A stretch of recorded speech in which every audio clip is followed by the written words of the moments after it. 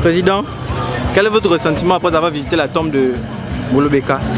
Simplement beaucoup d'émotion, tristesse. Et en même temps, le sens du devoir et de la responsabilité pour l'avenir.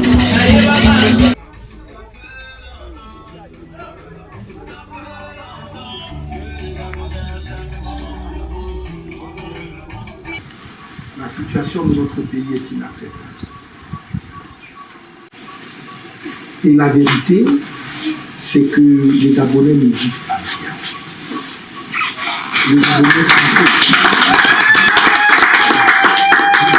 Les Gabonais sont misérables. J'ai été dans des villages où dans tout le village, il n'y a pas un seul toilette. Pour aller aux toilettes, soit vous allez dans les herbes, soit vous allez à la rivière. La rivière, c'est là que les gens se lavent. C'est là que les gens vont aux toilettes. C'est là aussi que les gens puisent l'eau qu'ils vont boire. Molo Beka n'est pas mort par lui-même, il est mort pour le Gabon et pour tous les Gabonais. Et donc, vous avez fait le sacrifice de votre enfant pour le Gabon.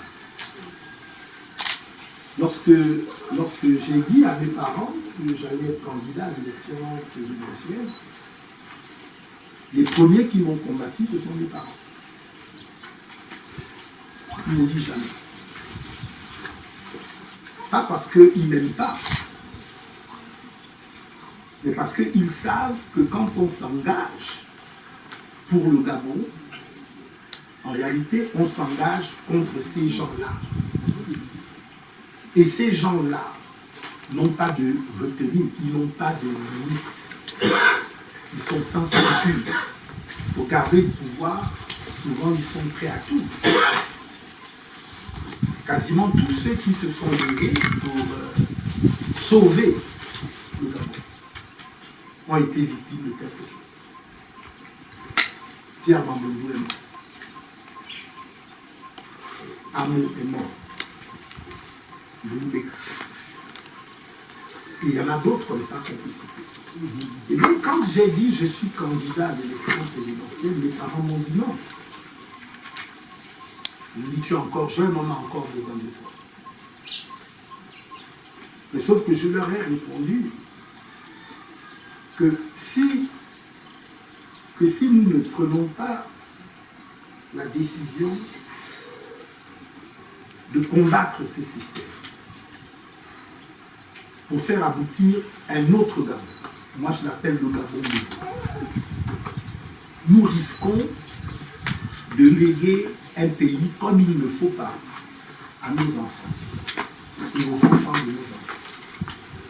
Et le combat que nous n'aurons pas mené dans notre génération, en fait, c'est un combat que nous allons donner en héritage à nos enfants. Au lieu que nos enfants héritent des maisons, des voitures, du bien-être, des hôpitaux, des écoles, nous risquons de les contraindre à hériter du combat que nous n'avons pas voulu mener parce que nous avions peur. J'ai dit pour l'amour de mes enfants, pour l'amour des générations qui arrivent, j'ai refusé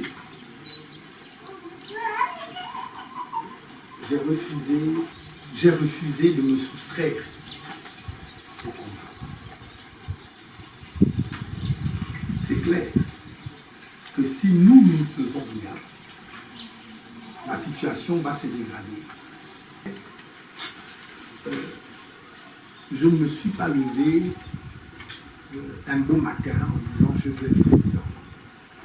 Ça fait des années que je travaille, que je réfléchis et que je sais ce qu'il faut faire pour le Gabon pour permettre qu'il se développe correctement.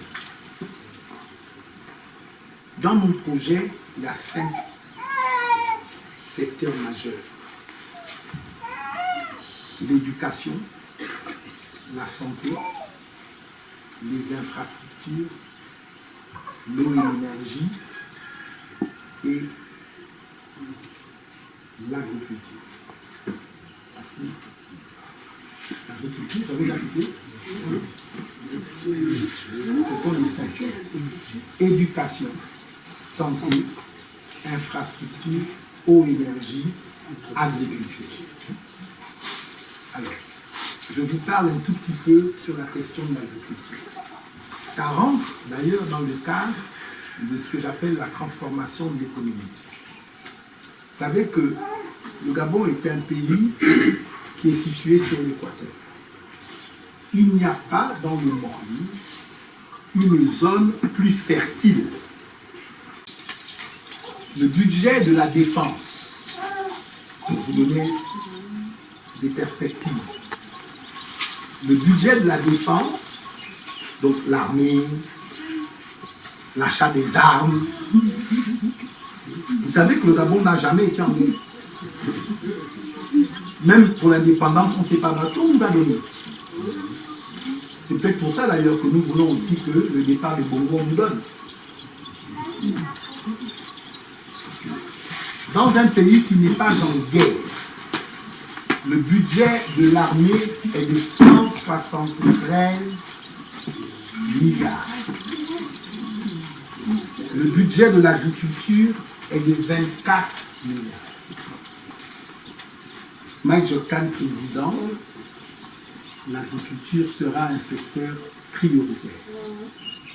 Et quand on parle de l'agriculture, ça veut dire que je mettrai 10% du budget de l'État. Donc un peu plus de 350 milliards pour l'agriculture. Quand je parle d'agriculture, je ne parle pas simplement du fait de planter, mais je parle d'aller au bout de la chaîne. Ça veut dire qu'ici, dans le Wolenken, qui est la province la plus agricole du Gabon, ici, dans le Wolenken, il y aura des usines pour transformer les produits récoltés de l'agriculture. Pour permettre qu'il y ait de l'emploi ici, parce que le Gabon, aujourd'hui, est un des pays où le taux de chômage est le plus élevé dans le monde.